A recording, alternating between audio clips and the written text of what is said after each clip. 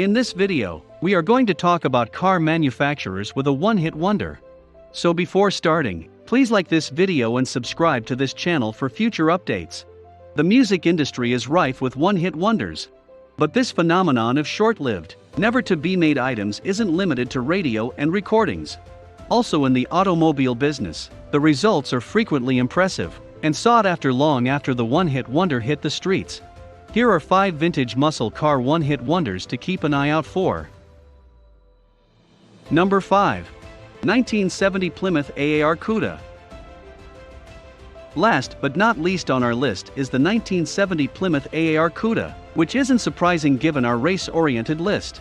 The AAR Cuda was constructed in collaboration with race car driver Dan Gurney and his All-American Racers AAR race squad.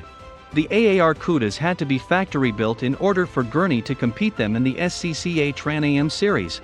So, in March and April 1970, 2,724 cars were manufactured, meeting the 2,500 car race standard and offering auto enthusiasts another one-hit wonder to consider. Built differently than other race-bred automobiles of the era, in its place came a 340 Ci V8 with 3 2-barrel Holley carburetors, 10.5, 1 compression, an Edelbrock aluminum manifold, and 290 horsepower factory rating. However, several sources claim it was closer to 325 horsepower. The fiberglass bonnet and huge, functional air scoop assisted the engine power, whether it was over or below 300 horsepower.